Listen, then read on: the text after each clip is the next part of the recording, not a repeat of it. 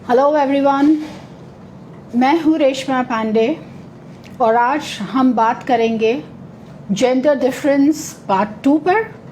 But before I start, एक oral disclaimer. कोई भी वस्तु, व्यक्ति या परिस्थिति को टारगेट करके हम बात नहीं करेंगे। It is partially dependent on books and another part of it is based on our observations। हम जो सोसाइटी में देखते हैं उस पे हमारा एक सेकेंड पार्ट बुक्स के अलावा बेस्ड होगा।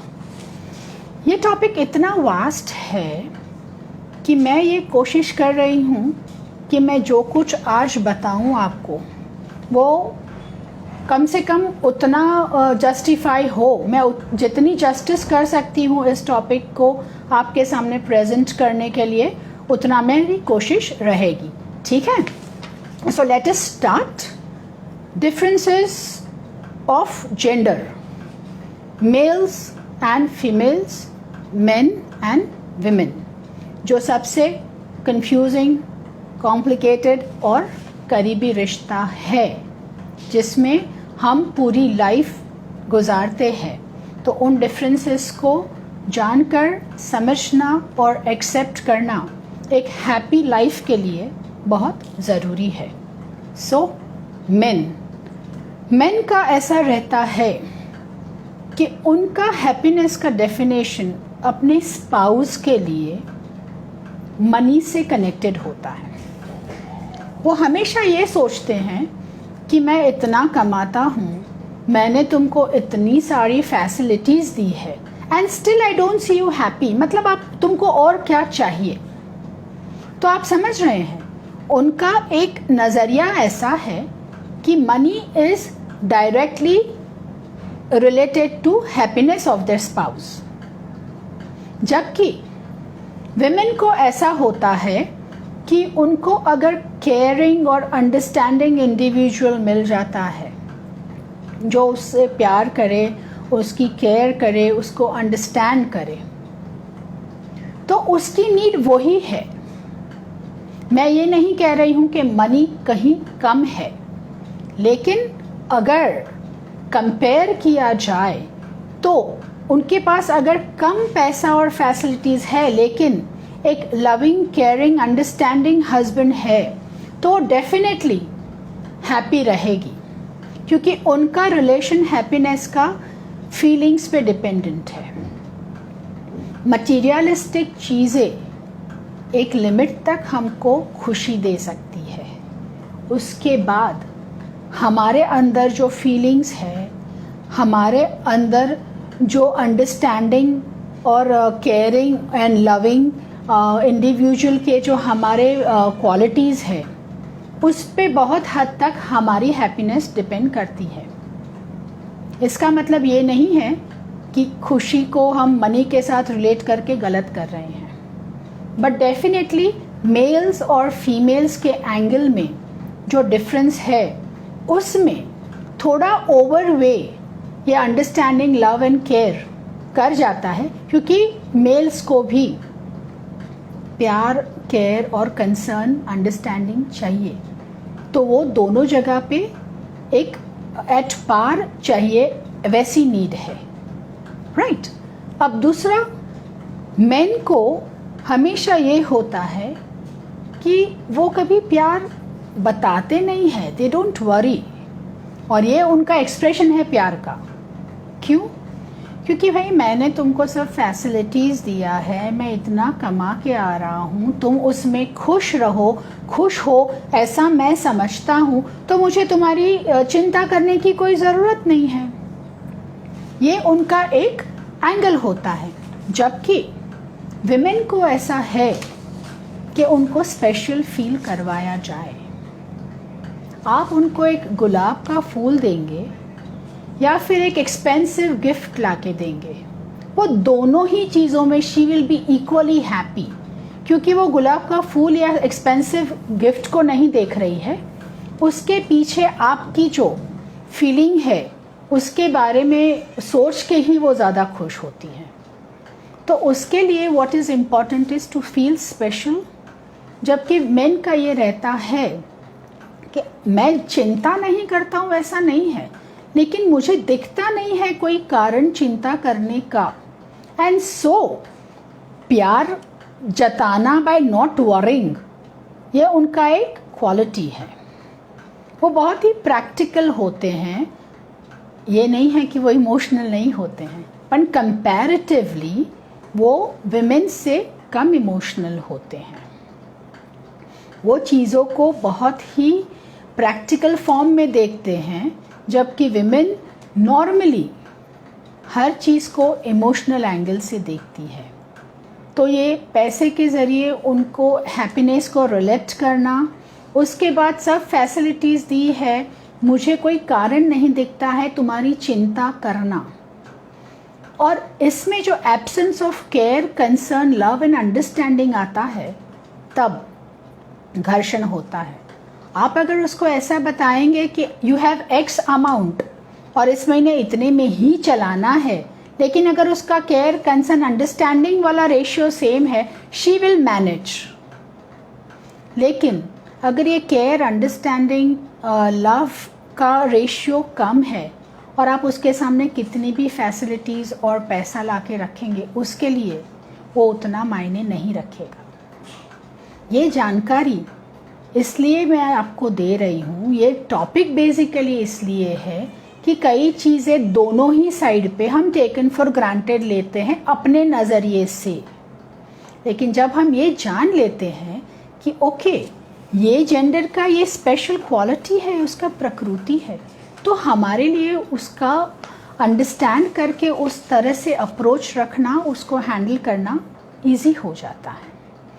अब चलते हैं तीसरी बात के।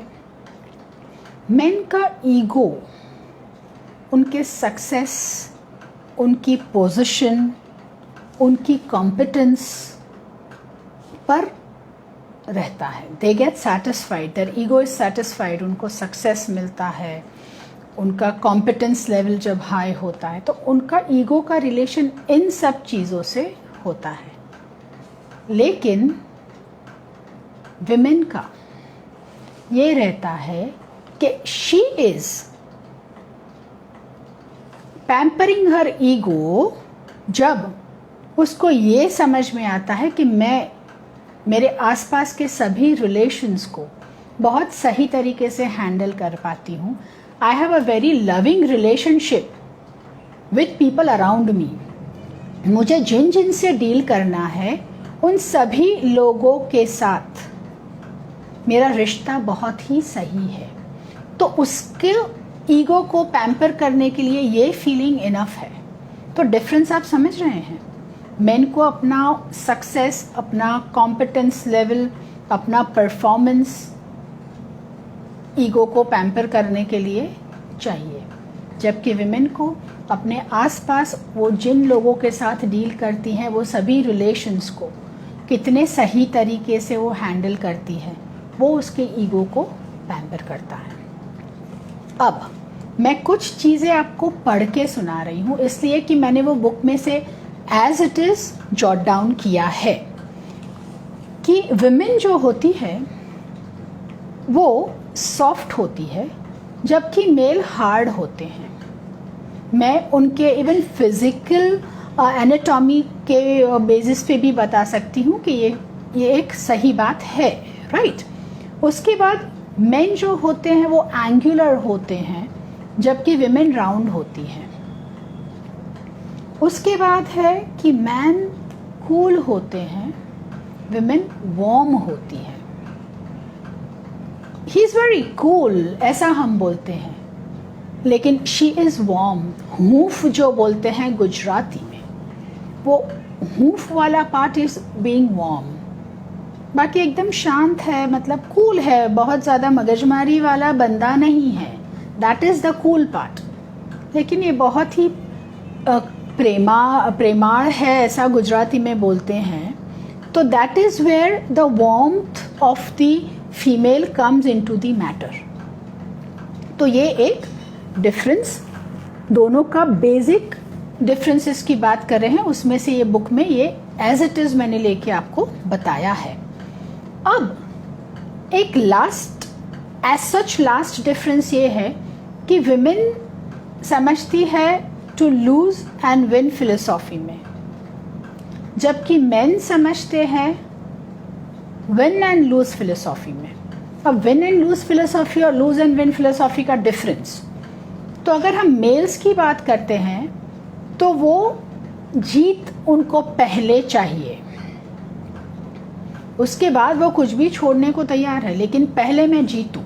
माई ego needs to be taken care first, मेरा सक्सेस मुझे दिखना चाहिए, उसके बाद मैं 2 चीज़ें चला लूँगा, आई डोंट माइंड, बट पहले विन देन लूज। विमेन का ऐसे रहता है कि मुझे दे के ही कुछ प्राप्त होता है, ये साइकोलॉजिकल ट्रेट विमेन्स में है, तो वो लूज करके विन करने की फिलोसॉफी में बिलीव करती है कि I will be a giver, मैं जब कुछ देती हूँ तब मैं जो पाती हूँ उसको मैं अपना विनिंग ट्रेट समझती हूँ, तो पहले उसे लूज करना है, उसके बाद उसको जो मिलता है उसको वो अपना विनिंग फिलोसॉफी में डालती है। So this are basically the differences जो हम मेन और विमेन की बुक में से बात कर रहे थे। अब जो बताने जा रही हूँ वो थोड़ा सेंसिटिव है, लेकिन सोसाइटी में नहीं, दुनिया में ये बहुत ही प्रिवेलेंट मैटर है, और इसलिए इसको मैं थोड़ा ओपनली डिस्कस करूँगी, लेकिन कोई भी इसको सीरियसली लेके ऑफेंड ना होए। सीरियसली लेके अगर आप इसको समझने की कोशिश करेंगे इट इज़ अप्रिशिएटेड, लेकिन इसको सीरियसली लेके I would request not to offend any, my intention is not to offend anyone. Okay, sexual desires men के बहुत हाई होते हैं, उसका कारण उनके खुद के हार्मोन्स है। टेस्टोस्टेरोन जो हार्मोन मेल्स में होता है वो हार्मोन के फितरत है बहुत ही एग्रेसिव होना, तो मेल्स के डिज़ायर फॉर सेक्स बहुत हाई होते हैं। कंपैरेटिवली विमेन के डिज़ायर फॉर सेक्स लो होते हैं। होते नहीं हैं ऐसा नहीं है, हम आए दिन सुनते हैं कि अगर मेल्स की बात करें तो उसको कभी भी देखो ना वो मूड में नहीं होती है, वो फॉर्म में नहीं होती है, मीनिंग व्हेनेवर उनकी डिमांड फॉर सेक्सुअल एक्टिविटी होती है तो विमेन ऑलवेज अच्छे से उसको ले, वैसा नहीं होता है। ऐसी जनरल कंप्लेन मेल्स की रहती है, जबकि विमेन की ऐसी कंप्लेन रहती है कि उनको बस यही चाहिए, जब देखो तब उनको यही चाहिए। तो ये एक बहुत ही negative way of looking at the sexual activity है। हम जब इंसानों की बात करते हैं तो सेक्स एक बहुत ही इमिनेंट पार्ट है एक मैरिड लाइफ का। एक ह्यूमन बीइंग के लिए वो चाहे मैरिड हो कि नहीं हो, ये डिज़ायर्स तुम्हारे हार्मोन्स गवर्न करते हैं। हाँ, ये बात ज़रूर है कि इनको कंट्रोल करना हमारे हाथ में है। मेल्स का, मेन का ऐसे रहता है कि वो बहुत खुश हो तभी भी उनको इसको एक्सप्रेस करने के लिए सेक्स चाहिए। जब वो बहुत ही डिप्रेस्ड हो, उनको मज़ा नहीं आ रही हो, वो स्ट्रेस्ड हो, तभी भी उनको रिलैक्स होने के लिए सेक्स चाहिए। तो वेदर इट इज़ हैप्पी और सैड और अनहैप्पी और एक्साइटिंग, कुछ भी ओकेजन्स, रीजंस खड़े होते हैं, उनमें उन लोगों को सेक्स चाहिए। जबकि विमेन के लिए बहुत ज़रूरी ये होता है कि उनकी इमोशनल स्टेट ऑफ माइंड तब कैसी है। अगर वो थोड़ा भी लो है, इमोशनली डिस्टर्ब्ड है, तो वो इस एक्टिविटी के लिए तैयार नहीं है। और जब वो रिलैक्स्ड है तो वो अपने आप, क्योंकि उसमें भी ये डिज़ायर तो है, क्योंकि फाइनली हम सब ह्यूमन बीइंग्स हैं, लेकिन उसका एक्सप्रेशंस टोटली हार्मोन्स गवर्न करते हैं, लेकिन कंट्रोल हमारा फीलिंग्स करता है।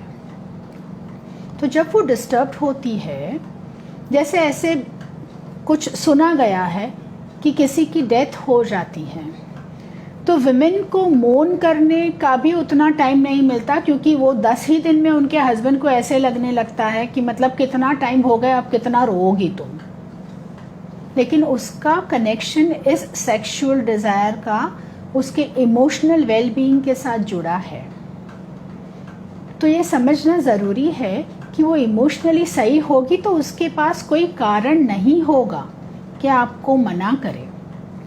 लेकिन ये भी नहीं होना चाहिए कि आपको जब इच्छा हो तब उसकी भी इच्छा हो।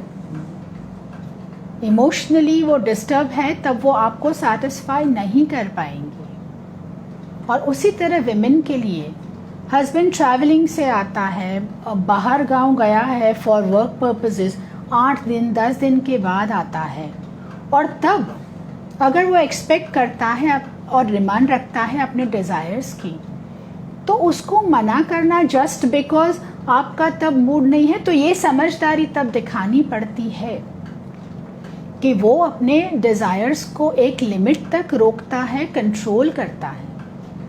लेकिन उसको टोटली दबा देना वो न सही है, न होना चाहिए। तो मैं दोनों ही तरफ स्पाउस को ये समझाने की कोशिश कर रही हूँ कि सेक्सुअल डिज़ायर्स कुछ भी गलत नहीं है। लेकिन आज अगर हम सोसाइटी में सुने तो सबके पास सबसे ज़्यादा इसी बात की कंप्लेन रहती है जो मैंने अभी आगे आपको बताई। तो एक दूसरे की ये क्वालिटी, ये प्रकृति, ये ओरिजिनलिटी को समझिए। आपके हॉर्मोन्स आपके सेक्सुअल एक्टिविटी को गवर्न करते हैं, लेकिन आपका दिमाग उतना सक्षम बनाए कि आप सिचुएशंस को देख के उसको गवर्न कर पाएँ। ऐसा नहीं होना चाहिए कि ये एक ज़बरदस्ती वाला एक्टिविटी हो जाए। एक बहुत ही पायस चीज़ है, ये बहुत ही पायस एक्टिविटी है। तो हम इस बात का ध्यान रखें कि हम एक दूसरे की रिक्वायरमेंट्स, नीड्स को समझें और उस तरह से इस सेक्सुअल डिज़ायर्स को सेटिस्फाई करने की कोशिश करें। तो ये सब हुई बुक्स वाली बात। अब हम सोसाइटी का जो कंट्रीब्यूशन है एक मेल और फीमेल के डिफरेंसेस को एकदम सामने रखने का, एविडेंटली दिखाने का जो सोसाइटी का कंट्रीब्यूशन है, हम उसके बारे में बात करेंगे। ओके, अब स्टीरियोटाइप जैसे कि ऑक्यूपेशन है।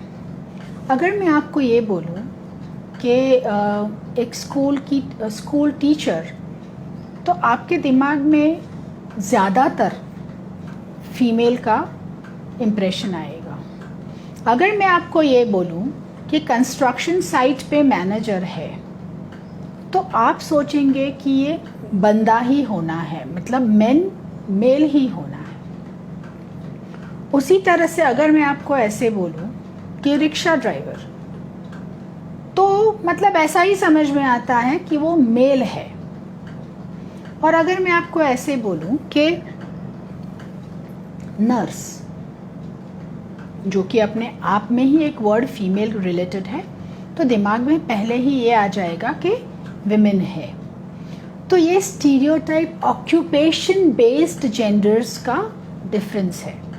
मतलब कुछ ऑक्यूपेशंस को हमने इतना स्टीरियोटाइप कर दिया है कि ये ऑक्यूपेशन की जब बात आती है तो तुरंत ही हमारे दिमाग में वो जेंडर आ जाता है। अब बचपन की बात करें तो पेरेंट्स जब टॉयज़ लाते हैं, तो अगर बेटा है घर में तो गन आएगी, बाइक आएगी, कार आएगी, और अगर बेटी है घर में तो डॉल्स आएगी, किचन सेट आएगा, एक्सेट्रा एक्सेट्रा। अब ये बेटी बेटा आगे जाके मेन और विमेन बनने ही वाले हैं। तो रूट्स में आप जो डालेंगे वो ही पनप के बाहर आने वाला है ना। मैं आम का पेड़ अगर लगाती हूँ तो उसमें बोर तो नहीं आएंगे।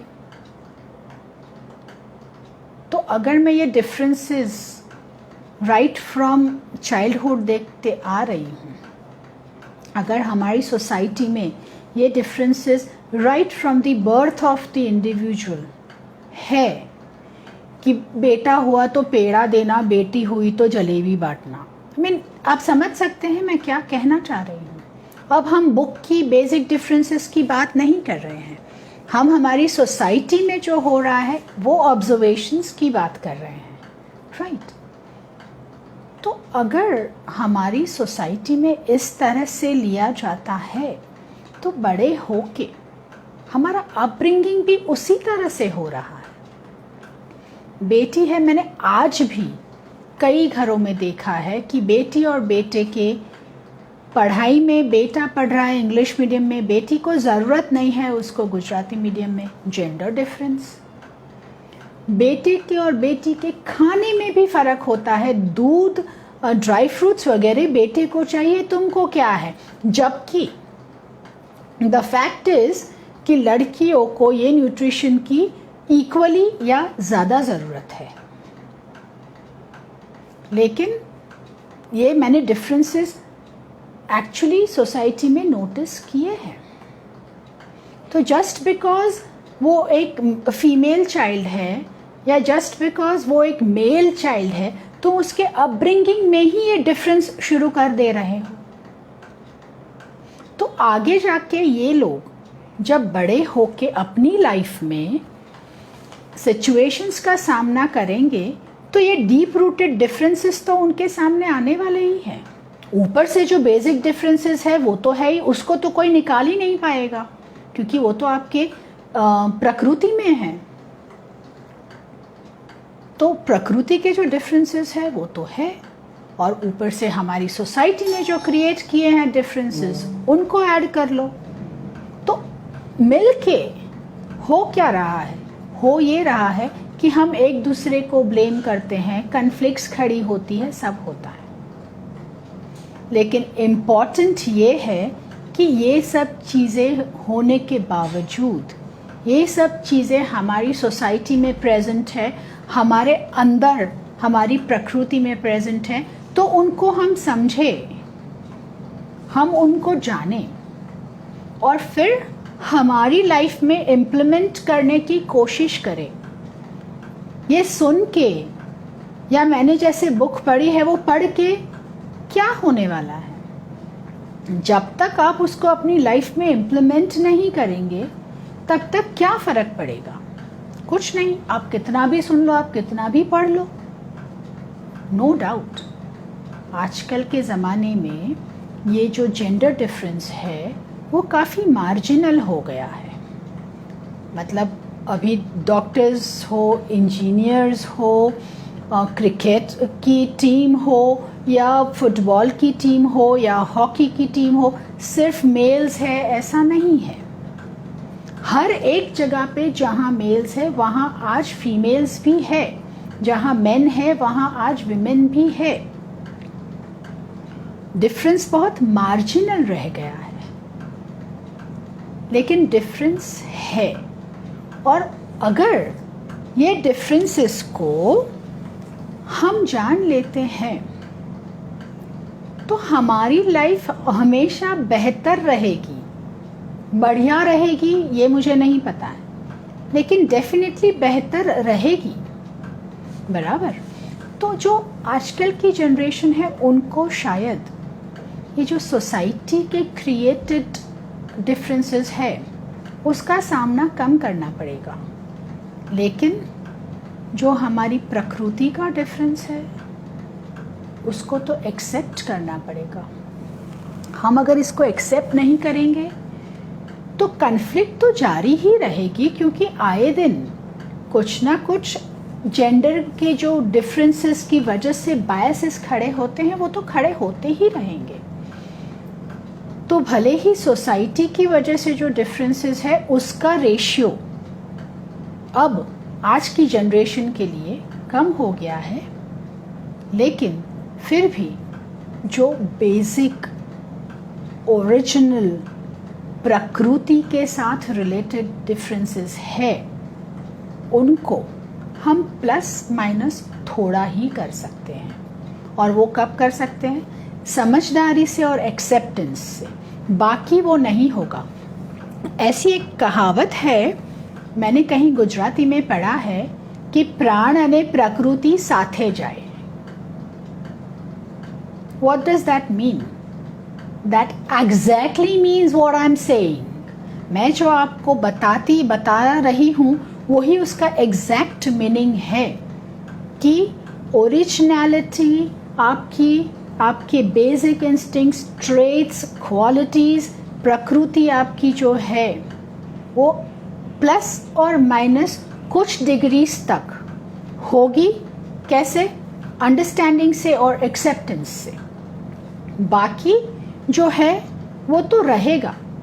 तो अगर हमको हमारी लाइफ में कॉन्फ्लिक्ट्स कम करने हैं, अगर हमको ये ब्लेम गेम जो हर कपल में होता है कि इसकी वजह से उसकी वजह से, उसको कम करना है, तो इस जेंडर डिफरेंसेस को समझो और एक्सेप्ट करो। इतने से काम नहीं बनेगा। समझो, एक्सेप्ट करो और अपनी लाइफ में किस लेवल तक आप उसको इम्प्लीमेंट कर सकते हैं वो आप खुद डिसाइड करो। आप जितने सही से इसको समझदारी से हैंडल करेंगे उतनी ही लाइफ आपकी सही रहेगी। तो हमें इस डिफरेंस को समझ के, एक्सेप्ट करके, अंडरस्टैंडिंग से लाइफ चलाना वो हमारे लिए ही बेनिफिशियल है। हमारी समझदारी इसको समझ के, एक्सेप्ट करके इम्प्लीमेंट करने में है। बाकी तो फिर आपकी लाइफ है, आप ही डिसाइड करेंगे आपको कैसे जीना है। So thank you very much. Good bye.